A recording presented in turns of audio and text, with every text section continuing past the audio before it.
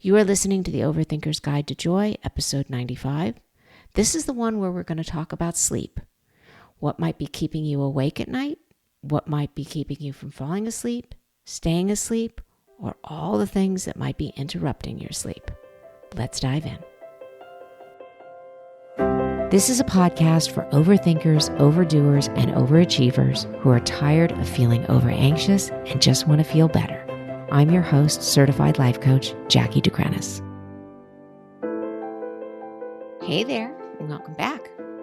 So I thought that I would talk about sleep and all the things about sleep, because sleep is such an important part of our existence. And it is, as you know, one of my 4 principles. It's one of my 4 pillars, which falls under observe your levels in my home model that you've heard about quite a bit if you've been listening to this podcast or if you've been following my blog for any length of time. I always talk about hydration, observe your levels, meditate, exercise. And in observe your levels, the 2 components are, is it time to eat or is it time to sleep? So sleep is a big subject in coaching because getting enough rest, getting quality rest is so important to our mind working optimally, but also our emotions being regulated, because when we are sleep deprived, we often feel scattered or spacey or anxious or sometimes depressed. And so sleep is just one of those daily pillars that is so important to manage. While I say that, I have a long, complicated relationship myself with sleep. That is, I struggled most of my life with insomnia. And there's 2 kinds of insomnia. There's the kind where you have trouble falling asleep, and then there's the kind where you have no trouble falling asleep, but you have trouble staying asleep. So for most of my life, I had trouble with the kind falling asleep. When I would lay down at night and my head would hit the pillow, for me, it was like an invitation for my mind to race. And I know a lot of people struggle with this. But then I have also met many people who struggle with staying asleep. And that actually happened to me later in life. And I'll get into that. So the last few nights, I have had a lot of trouble sleeping. And I did all the right things. I went to bed at a reasonable hour. I had a good dinner. I didn't overeat. I watched a great TV show in the evening. I made the adult decision last night not to stay up and binge the very last episode of this awesome miniseries that I'm watching on Netflix. So I used constraint and went to bed and read for a few minutes and peacefully drifted off to sleep. I think I drifted off to sleep around 10:30 at night, and I usually go to bed somewhere between 10 and 11. And it felt so easy to fall asleep last night. I was tired. I had done all the right things. And then I woke up an hour later to use the bathroom because I had drank so much water. So I got back in bed and I quickly fell asleep again, but only to wake up at 12:30 in the morning. And then I was hot and I was uncomfortable, and I have all these pillows to support my neck and back and knees. And each time I roll over, there's like always a lot of adjustments, and I fell back asleep. And then it was 1:30 in the morning and I was up again, but I finally fell asleep again and slept for another 6 hours, and it was all good. Anyway, as I started to say at the beginning of this episode, when I was younger, I had a terrible time falling asleep. And I've mentioned this before on the podcast. As a baby, as a little kid, as a teenager, basically until my late 30s, I could not fall asleep. It would take me an hour or 2, and my mind would just race. I would play every conversation of the day back over in my head. Hello, overthinkers. Or I would worry about how late it was, and I worried about not getting enough sleep. Or I'd worried about that if I were tired the next day, then I wouldn't get through the rest of the week. And that anxiety would lead to more worry. And then basically I was just too wound up to go to sleep. And eventually, of course, I did always go to sleep. It just took a really long time. And what happens is the habit of laying down, indulging in your mind racing, not being able to sleep, then what happens is you developed an association with, oh, laying down at night causes my mind to race, causes me to feel anxious. Therefore, I am not a good sleeper, or I'm not good at falling asleep. I was actually really outstanding once I fell asleep at being a heavy sleeper, but it's about changing that association, right? So that I had to learn to tell myself, no, I am a good sleeper. I know how to fall asleep, and also change some habits around going to sleep. I always say it's kind of a cruel joke, right? I spent most of my life struggling to fall asleep, had absolutely no problem staying asleep. And then once asleep, I could, power sleep like nobody's business. But then, of course, the cruel joke is once you're a mother of small children, because they go to sleep early, which was, never an option for me, and wake up early, there was no sleeping in until they were grown-ups. And then middle age strikes, and middle age often impacts both men and women, but especially women in their 40s, because they will often have trouble either falling asleep or staying asleep. And that's due to a variety of hormonal changes and all kinds of other things. Sleep is a common subject I talk about with a lot of my clients. And since my clients range between the ages of 20 to 70, I hear a lot of different sleep challenges, insomnia, etc. So let's talk about what keeps us up at night. Now, in one of my earliest podcasts, I think it was podcast number 2, Observing Your Levels, I talk about sleep hygiene. So some of this, if you've heard that episode, might be repetitive. You might want to go back to it. Some of the information might be new today. Sleep hygiene is basically just about setting yourself up for a successful night of sleep. So the first thing you want to do is make sure your room is dark enough. Some people are more sensitive to light than others. So things like covering the LED lights in your room, that's alarm clocks, DVRs, computers, phones, anything that lights up, that can impact some people's abilities to fall asleep and sometimes to stay asleep.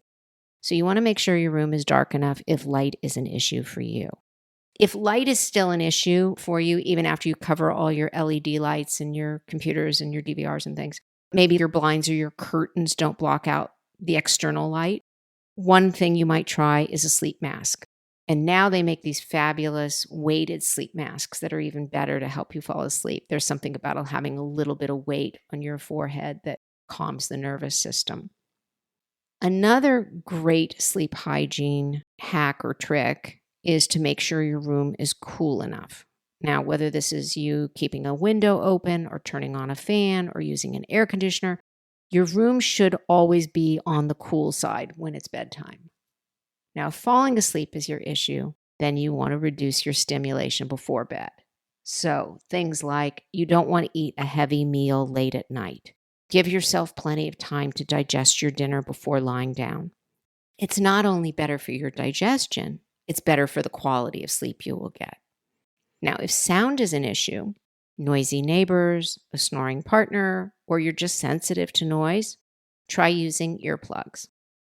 But the other thing is, don't use computer screens or play video games or scroll on your phone too close to bedtime. Because for people who have trouble falling asleep, that artificial blue light can stimulate your brain and throw off your natural circadian rhythm.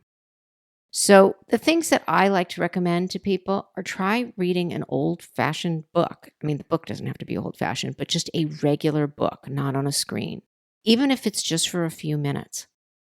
Another trick to falling asleep can be using guided meditations. They can help you get out of your head and relax your mind to help you drift off to sleep.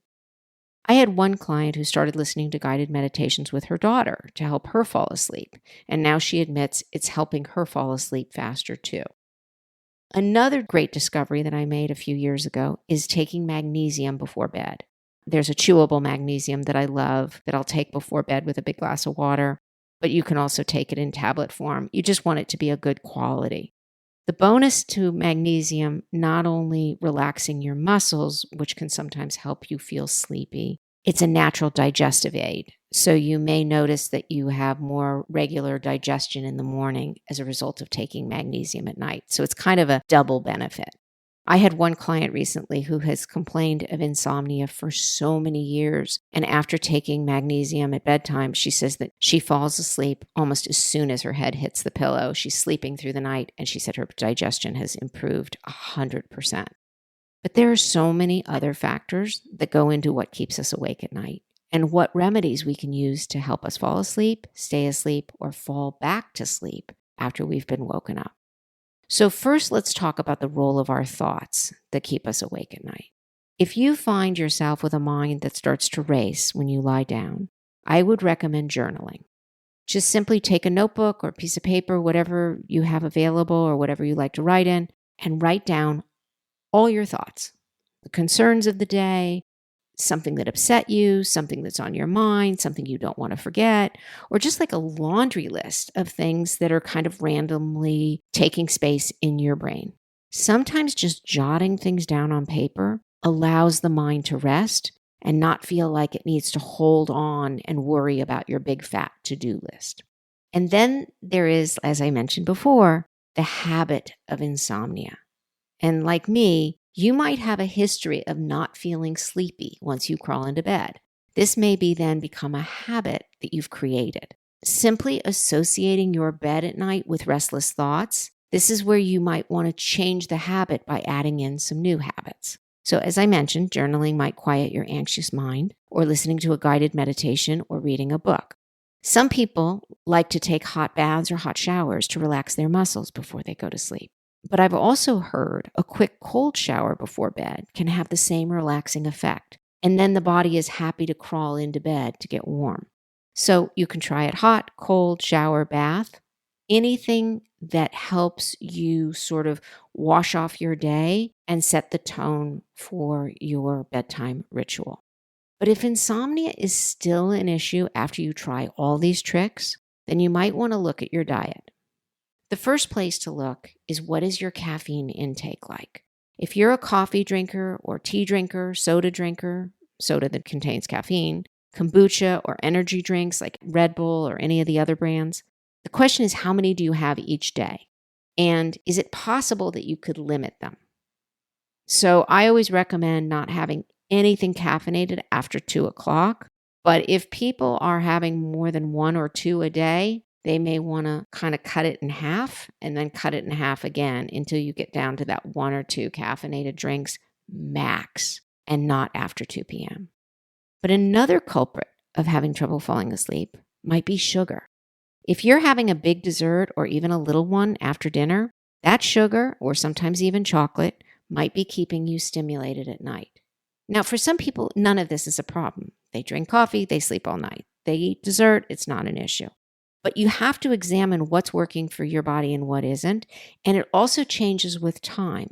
Age plays a huge role in the change of sleep habits. So what might have worked for you in your 20s doesn't work in your 30s, or 30s into your 40s, or 40s into your 50s. Things change. Your body changes, and you have to recognize that and change with it. So the same goes true for that big heavy meal I was talking about. Whether it's fried foods, excessively salty foods, foods with a lot of hidden sugar in them, any one of those things could prevent you from falling asleep or staying asleep. And then there's alcohol.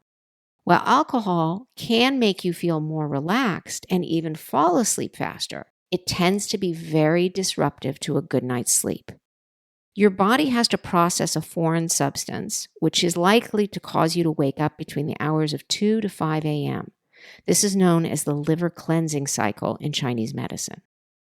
So when clients first come to me when they're interested in better health, better sleep habits, or even specifically losing weight, they always comment on how well they sleep after they give up alcohol.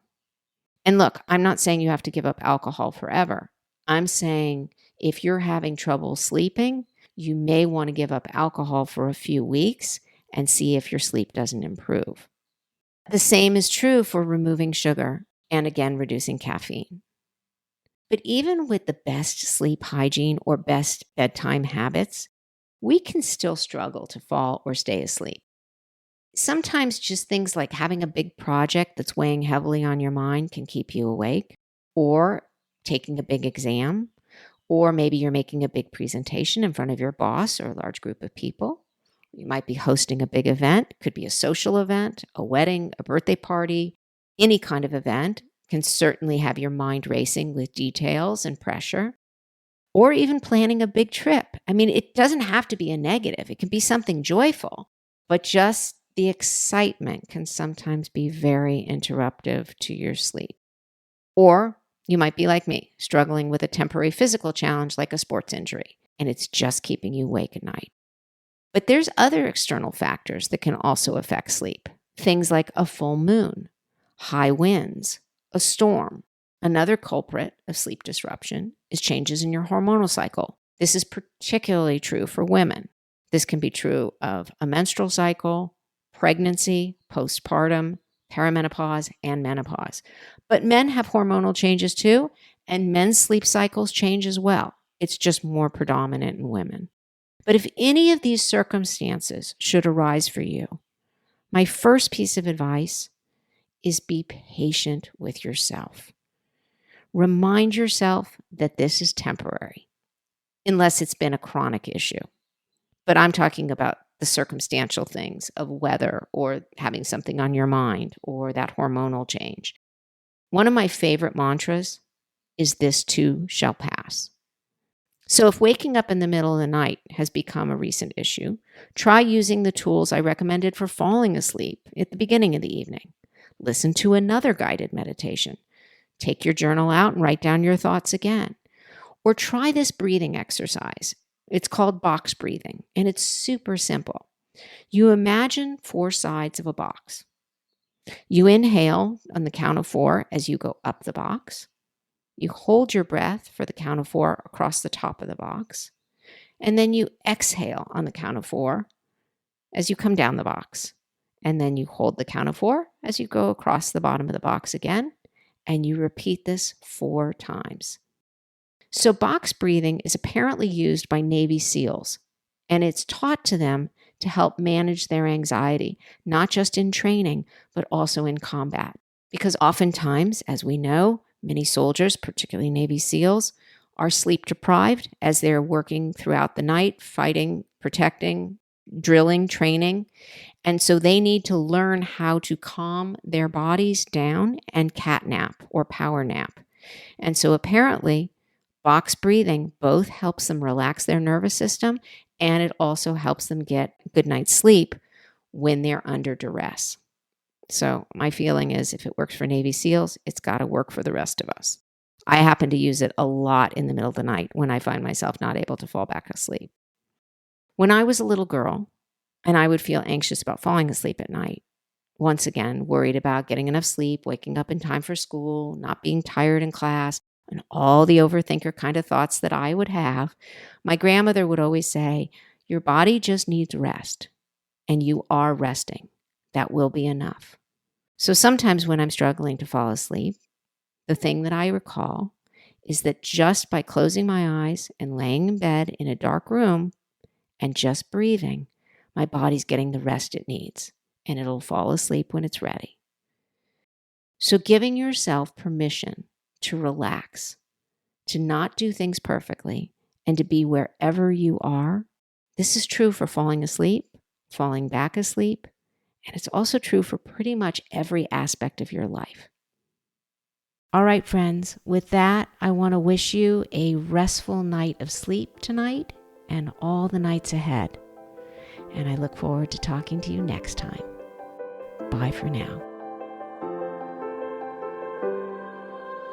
If you would like to learn more about working with me as a coach, you can connect with me through my website at jackiedegrenis.com. That's JACKIEDECRINIS.com.